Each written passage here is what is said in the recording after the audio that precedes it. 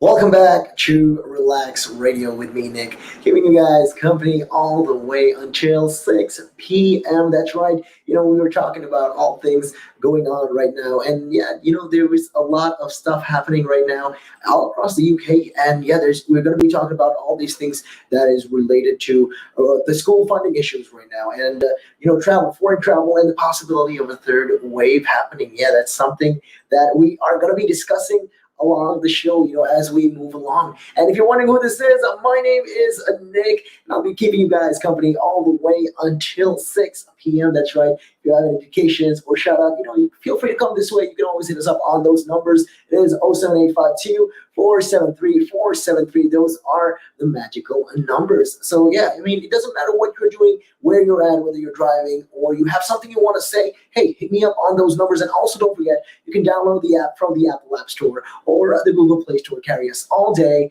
every day. And yeah, getting back to it though, the story of the matters. Like right now, like I said, there is so much happening. And yeah, it's just we lost touch for like 24 hours, and then we come back, and then the next thing you wake up in the morning, and then you find out there is even more stuff going on. And one of this is there are plans to suspend people from traveling to Portugal. Yeah, that is something that is of great concern right now because we've been saying all this time, Portugal is expected to move from the green list to the amber list next week. So what are the rules currently in place for those traveling or living there? Well, the rules are simple. So what they have to do is will have to continue wearing their face coverings. It must be worn in public, but aren't required while sunbathing or swimming. So if you're in Portugal, well, you're not required to wear a mask. If you are just there, if you're near the beach or the ocean, well, you don't need to. But there are also other measures included, and that is restaurants, pavement cafes can seat 6 together indoors and 10 outdoors and must be closed at 10:30 p.m. And at bars and nightclubs remain closed, though, and shops should shut at 9 p.m. on weekdays and 7 p.m. at weekends. So these are just, some of the things that these countries right now are discussing. And the beaches also have one-way systems. Sunshades and towels should be 3 meters apart. So people are advised to check their beach occupancy levels and avoid red and amber ones. So this is just the other problems. They have golf courses, museums, art galleries are still open. And yeah, public transport is limited to 2/3 of its current capacity. And there will be fines of up to €100. So that's 86 pounds if you breach these regulations. So other countries also that are facing this problem right now is Egypt. Egypt is also another country that is going to be added to the red list. That's right. 7 places are set to be added to the UK's foreign travel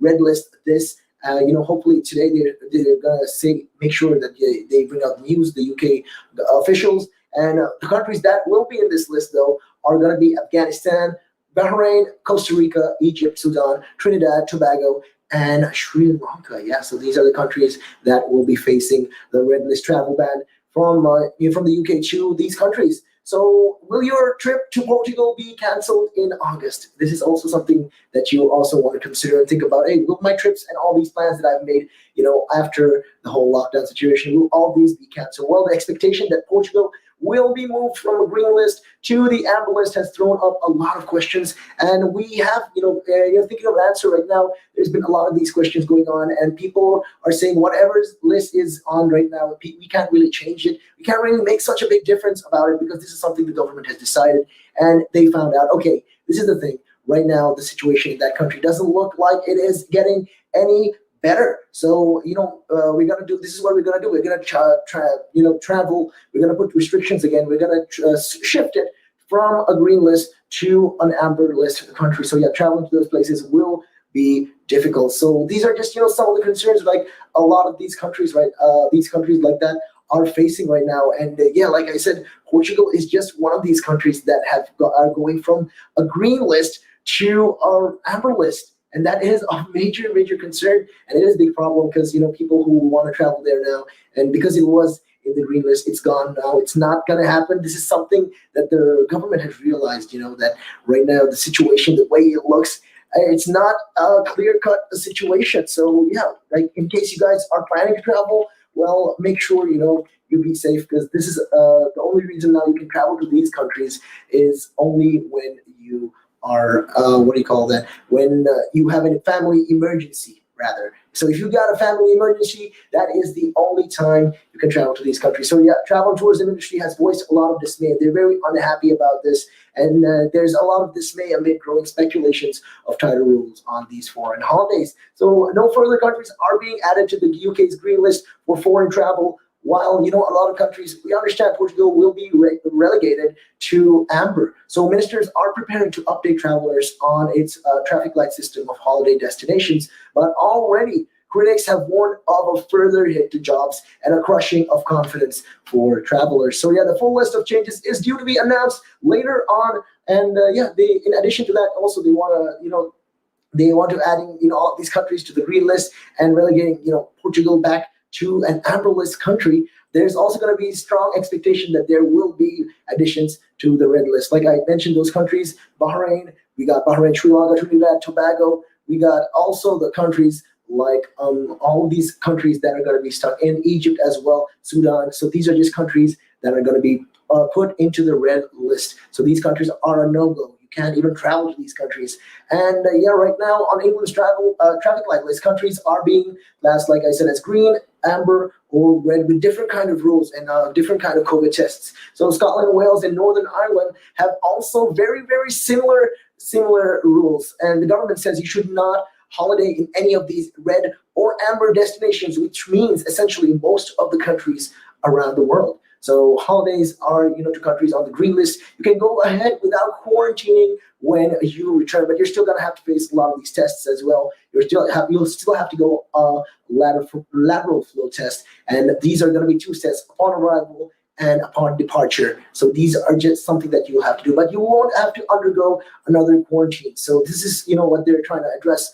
And countries are going to be facing these, are going to be hit hard, especially countries like Spain, Portugal, these kind of countries right now. People want to go for travel. Well, it doesn't look like you can do that anytime soon. So the government said you shouldn't travel to any of these red or amber countries. So Health Secretary Matt Hancock said earlier, though, on a Thursday, he said we've got to protect the progress that we've made here at home, while of course allowing for travel when it's safe to do so. We've got to follow the data. And the data tells us right now, the data is telling them that the cases in Portugal are spiking. So there's been some speculation that Greek and Spanish islands could be added to the green list, as well as Malta, Finland, and parts of the Caribbean. But the government insisted it had to remain cautious. So they have to play, very safe, because this is the situation right now it is risky. We don't want to bring any more kinds of, viruses or possible variants into the country again and make, further spread the already growing crisis. So he also, they went on to say Nick Earley understands that Portugal is like to be relegated. So there are all these things that they're talking about, and they're saying, okay, right now the situation is this country right now is being, changed from a green list country to an amber list country, and that is a big blow to these countries as well, to Portugal and their industry, the tourism industry as well. So Virginia Messina, the vice president of the World Travel and Tourism Council, called the expected moves a huge disappointment for businesses and holidaymakers, and points underlined by falls in the share prices of several airlines. She said the government has once again cold-shouldered travel and tourism by refusing to add any new destination to the already slim green list. And if Portugal had been dropped into the amber list, it will crush the confidence to travel, depress forward bookings, and deter holiday makers as well. So the UK could and should leverage its hard-won competitive advantage from one of the world's best vaccine rollouts program to restore mobility and reopen the doors to safe international travel. I mean, it's very easy to say these things, but we also understand, just because, like I said, I keep pointing this out, for the in layman's term, it's not that easy, because when you get a vaccine, it does not provide 100% security. There's still a possibility that you could carry it and you wouldn't even realize it. So for people, I understand the situation where, you can sympathize with the situation. Like right now, tourism has been hit deep into their pockets, and this is a very big issue. So right now they're at their wits' end. So for them to be suffering another blow like this, where Portugal is cut off from a green list country to an amber list country is going to affect them a lot, because we were expecting more of a boost, but then all of a sudden this happens. Well, it's to be expected, and we have to look for the safety of the people first. That is the first and foremost thing. That's what the government is doing. So Paul Charles, the chief executive for the PC agency and spokesperson for parts of travel sector, said tighter restrictions will further threaten tens of thousands of jobs in the aviation and travel, not to mention further damage consumer confidence. So a lot of these, like I said, a lot of people will not travel now because of fears of, when is this country? So if we go to this country, will this happen? Will we get into another amber list? And a lot of people also will not book tickets anymore to these countries, because then there's going to be a problem. People are going to be afraid. They will always expect the worst. And the worst for them right now is, so if this country becomes a red list country or an amber list country, we can't travel to this country. And that's going to be a problem, because now they've made the booking, they put the effort, they look all for this holiday and all of that, but then in the end, they can't travel to these countries. It is going to be terrible, especially to their confidence. Consumer confidence right now is at its all-time low. And Paul Charles went on to say that the data showed several countries should be green-listed. So the government's decision defies logic and was being driven by a policy of fear. And the Caribbean islands of Grenada was hoping to be put up on the green list. So the government's decision, they are saying, that they want to put them onto the green list. And Tourism Minister Clarice Mones-Kerwin said she was extremely disappointed not to be added. So she went on to say Grenada has just 161 new cases of COVID since the onset of the pandemic, and we reported 0 new cases locally since February. And she went on to say, we strongly believe that Grenada should be added to the UK's green list, as we've taken all the necessary measures to ensure the islands are safe and ready for visitors. And the shares in airlines and travel companies fell, and it was reported that Portugal is set to be moved from the green to the amber list. So this is one of the reasons, why a lot of these flights and airlines right now are falling, because, the UK is not traveling again. So the UK is banning this country. They're putting them into the amber list. The next thing you know, there's going to be a lot of travel restrictions you're going to have to face. So if you are in that country right now, and if you're coming back, well, you'll have to expect you to be isolated. So that's also of concern. And the IAG, the parent company for all of these companies, the big airline companies, all of their shares have fallen down. So all travel concerns right now, foreign travel looks like it is not going to happen anytime soon. And with the situation rising and there's been spikes of cases, it's understandable why the government had to, move forward with this plan, and why they had to move forward with this plan of action. And hopefully this is something, looking forward, looking in the future, this is something that we can, avoid. Like, we can avoid the number of cases increasing in our country as well. So to do that, what we have to do is we have to prevent travel to these countries and reduce it as much as possible, because that is also, like I said, of concern. So hopefully the country will move forward. And if you want to travel, well, you can always try to stick locally, because local right now is very important. We try to keep it local until the whole situation dies out. And hopefully by then, when the coronavirus drops, the number of cases drops, and the number of people getting infected, and the number of cases in total have dropped, and the people who've gotten vaccinated have increased, then maybe we can think about foreign travel. But at this point in time, my suggestion is, anyway, not to travel internationally until the situation calms down and dies down a little bit. But until then, just keep it local. Make sure to stay in the country. Travel where we are. We have a lot of beautiful places, we can visit. So why not just keep it local? And with that being said, we are going to be taking a real quick break, and we will be right back after this. And taking a quick look at your time right now, it is 3:45. A good evening.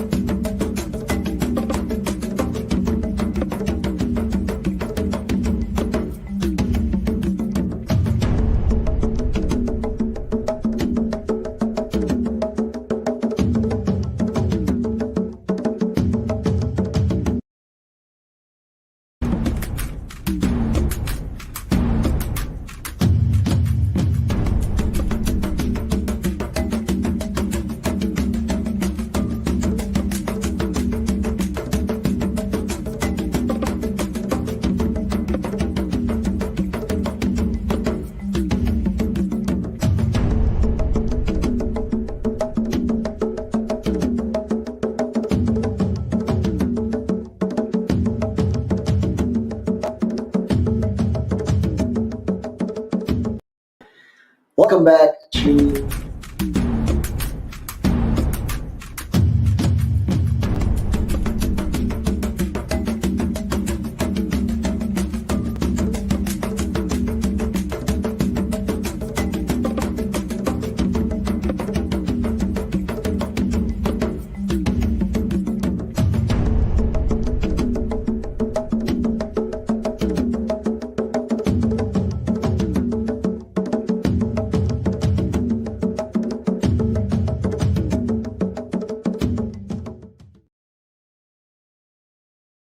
Welcome back to the show. This is Relaks Radio with me, Nick, keeping you guys company. And the topic at hand right now is housing migrants at barracks are unlawful. This is what the court has deemed so far. Yeah, that is, a lot of these immigrants that come into the country, whether illegally or legally, housing them in these barracks, the law has currently decided that it is unlawful. So yeah, Home Office decision to house cross-channel immigrants in Squalid's barracks in Folkestown was unlawful. This is what the High Court has ruled. And 6 asylum seekers brought the case claiming Napier barracks was unsafe and dormitory use caused a COVID-19 outbreak earlier this year. So yeah, the ruling could see a damage claim against Home Secretary Preeti Patel, and the Home Office said use of the barracks would continue, and it was considered its next steps. But the judgment could be led to further cases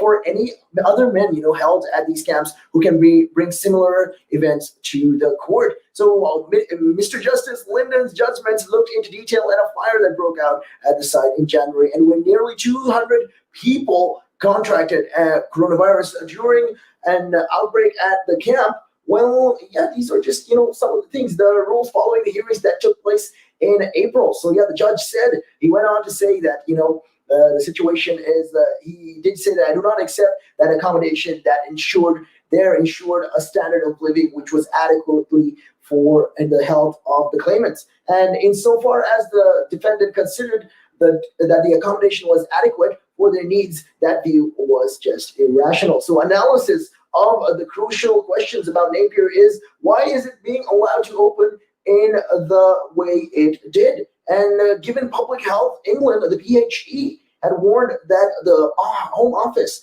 the dorms, would not be suitable. So during the High Court hearing in April, there was no witness statements from the PHE or of Clear Spring. So the Home Office contractor running the site said that about a plan was developed to manage the COVID-19 risks. So the judge found civil servants appreciated the risks existed, but it's not clear of how they look on board the significant problem the PHE warned of. So given they also needed to give the best value of money out of the site, the bottom line, said the judge, was the arrangement were contrary to the PHE advice and did not even implement the measures which the Home Secretary herself had apparently regarded as desirable and feasible. So these are just of concern of why she is so concerned right now. And it's understandable why the government and why a lot of these places have talked about these kind of things. And with regard to all of that, this is just something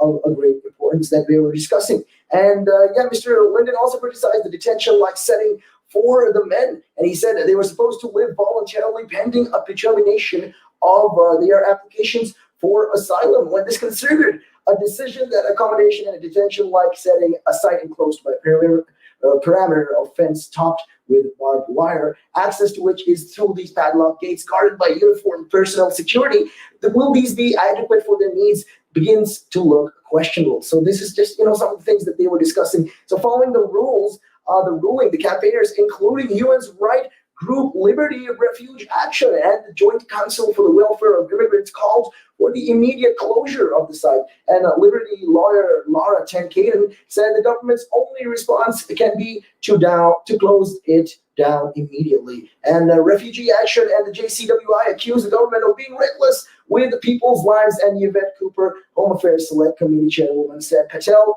and the permanent secretary told the committee in February the Home Office was working in line with the public health of guidance. So she also said that clearly they were not in touch with that, and they called out on both of them to come back before the committee at the earliest opportunity to explain the decisions that they've made, and also the contradiction with the information they previously gave us in the lights of today's court ruling. So these are just some of the things, and the failings of these barracks included overcrowding, one of them. I mean, being in a place, imagine being in a setting like that, and it is overcrowded. There's so many people, you cannot even breathe in there. And the number two is lack of ventilation. So there's not enough air going through there. They're just in an enclosed space, and that's problematic, especially with the coronavirus issue right now going around the world and around the globe. These are just, concerns that a lot of these people and countries are also, willing to do. And with regards to all of those things, these are just, one of the claimants are discussing. And the rundown of the buildings. The buildings are not renovated and haven't been renovated for a very long time. So use of these communal dormitories during a pandemic. And there's not enough privacy, and they're using one bathroom. That's also a problem. And latrine-wise, it's just one latrine where maybe 5, 6, 10, 15, 20 people are using it day in and day out. That's going to be unhygienic at one point. So significant fire risks. And there was a lot of fire safety problems as well, and possibility of a risk of a fire breaking out was another thing at these barracks. And filthy facilities, how no one had started about how unclean these places can be, and a decrepit isolation block not fit for habitation. So these are just some of the things, that they have discussed. And Tom Hickman, QC, representing the four claimants, previously told the court and said the site was squalid, ill-equipped, lacking in personal privacy, and unsafe. So Lisa Giovetti, the QC representing the Home Office, said clinically vulnerable people had been sifted out. And she said Ms. Patel had decided the barracks could be used safely by introducing safeguards. But in a statement read to the court, one of the claimants, who was later moved to another accommodation, said the situation in the camp is very bad and degrading, and detainees in the barracks, including myself, have lost hope. So the judge declined to rule the barracks could never be used to house asylums. And these are just, they say that you can't house asylum seekers in these places, but they call for a lot of substantial improvement. They wanted more improvement with this. They wanted more improvement with this regard. They wanted to see a better, lifestyle, living style rather for these people. So the Home Office also said the 6 men have yet to agree on these damages. So a Home Office spokesperson said during the height of the pandemic, to ensure asylum seekers were not left destitute, additional accommodation was required at extremely short notice. So such accommodations provided asylum seekers a safe and secure place to stay throughout this period. Of our accommodation providers and subcontractors have made improvements to the site and continue to do so. So it is disappointing that this judgment was reached on the basis of the site prior to the significant improvement that works, which could have been taking place in these very difficult circumstances. So with regards to all of this, this is just, one of the reasons why they had gone through a lot. And these detainees also, one thing is to put them in a spot. If you think about it, they come into the country, whether they come in illegally or illegally, and then they're starting these barracks. We have to consider the fact that, a lot of them don't want to be there. And there's so many, like when it comes to overpopulation, when it's overcrowding of the people in a barrack, there's going to be problem. There's no privacy. There's no sense of privacy. There is no, there's lack of ventilation. That's another thing. That's all the more reason why something like if these places were infected, even if there was a surge and they suddenly got infected, well, this could cause even more complications. This is something, that they have to consider about. And Priti Patel should step up to this and make sure, that they follow through with all of these things, because these are very important things. And if these people didn't if these people haven't come forward and they didn't step up and come forward to the court and make this complaint, well, we wouldn't even have known about this, and this wouldn't have even been brought up. So right now we can see that the living style and the lifestyles of these people in these barracks are in a very, very terrible state. And this is just another reason why right now they have to focus on making it better. And these are just, some of the things that they should address as they go along. And this is something also Priti Patel should look into as soon as practical. And hey, with that though, we are going to be taking a real quick break, and we will be right back after this.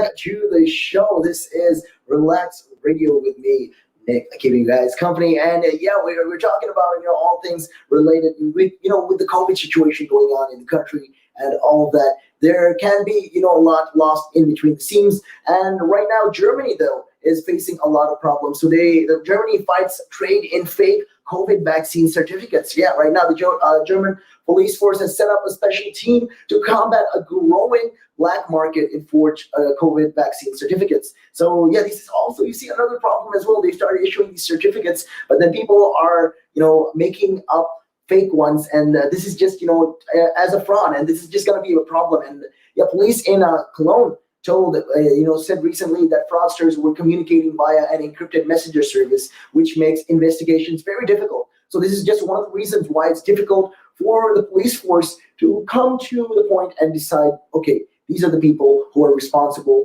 for these fake certificates. And right now, this is, right now it's growing a big concern in countries like Germany, because the plan is, like I said, they want to hopefully get it into a plan in effect. Is essentially what the plan is, to get everything digitalized. And it's interesting to see that, they are doing these things, but at the same time, there are people also, making up fraud documents as well. And they're still trying to scale and trying to determine the scale of the problem nationally. So some people are duped into paying about €100. So that's almost 86 pounds, then get nothing out of it. So these COVID passports are, to ease travels, are being rolled out now across the EU. And of the vaccine certificates approved by the European Medicines Agency, the AMA, well, all but one, the Johnson & Johnson one, requires 2 jabs several months or even weeks apart. So these are just, in Germany, more than 44% of adults have, they have at least one of these jabs, and more than 18% of the population had been fully vaccinated against COVID-19. And our World in Data reports show this. So the certificate fraud, which takes place on these messenger service, encrypted messenger service, Telegram, involves both real traffic in fake certificates and fake offers, which simply lure people into paying them money. Often cryptocurrency is used, like in the online black markets in drugs and weapons. So this is just another way how they collect their payments. And data in these photos online, specialists in this type of crime wars, Miro Dietrich, said that Telegram had become a hub for anti-vaxxers who are suspicious of vaccines and often deny the official data about the pandemic. But proving you are COVID-free opens access to restaurants, leisure facilities, and foreign travel, and many other things. So these are just some of the benefits that people and that they can get from this. So six suspected fraudsters were investigated by the new unit. The Cologne police spokesperson said, and Nicole Gettner said that these to prove that these fraudsters have issued all of these fake documents or used fake certificates, face stiff penalties. They're going to be facing big penalties and repercussions because of this, including possible prison terms as well. So last month, police searched the clinic of a Munich doctor suspected of fraud concerning vaccine certificates. And the German website Merkur reported all of this. It was there on their website. And a state prosecutor, Julian Grotz, said blank certificates could be offered and ordered easily on the internet, and doctor stamps were also easy to get online. And she said fraudsters were also finding the individual vaccine numbers part of the certificates in photos posted by vaccinated people on social media. So an investigation by German broadcaster MDR, they revealed fake certificates being offered for these vaccination centers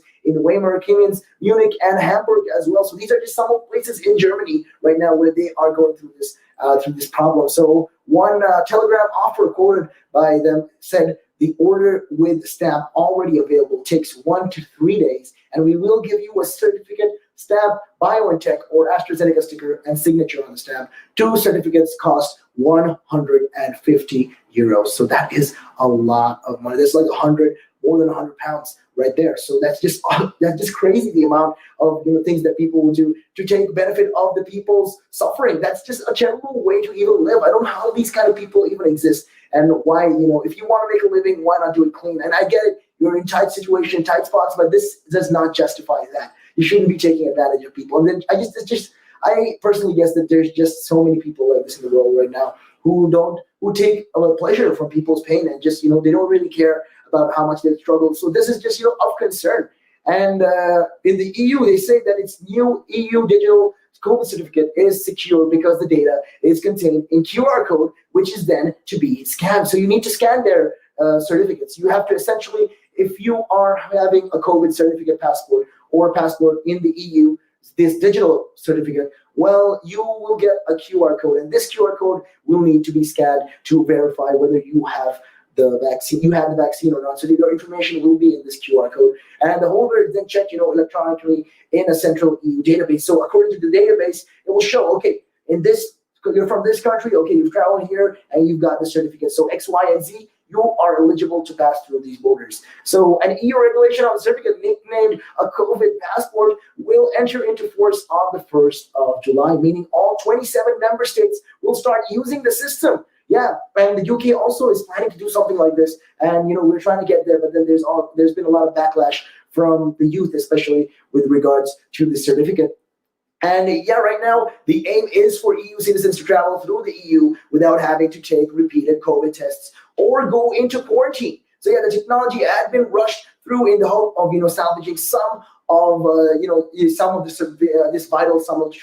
summer tourism business. But right now, with the situation going on, it doesn't look like it's going to be really clear. If you look at it, the situation, like I said, things are not getting better at the moment. It's still there. It's getting better, but at the same time, it's not there to the point where it's 100% safe right now. So a lot of countries, we can't really travel to a lot of these countries, even because right now, like I said, Portugal is one of the countries that were put into the amber list. So that's just one country, naming one country right there. There are a multitude of other countries in the amber list. That's like essentially it's the whole world in the amber list, apart from the currently 11 countries in the UK's green list travel list. So this is just another thing. And 7 countries began issuing this whole EU certificates on June. So those countries include Bulgaria, Croatia, the Czech Republic, Denmark, Germany, Greece, and Poland. So these are the 7 countries that have started issuing these EU COVID certificate, digital certifications. So the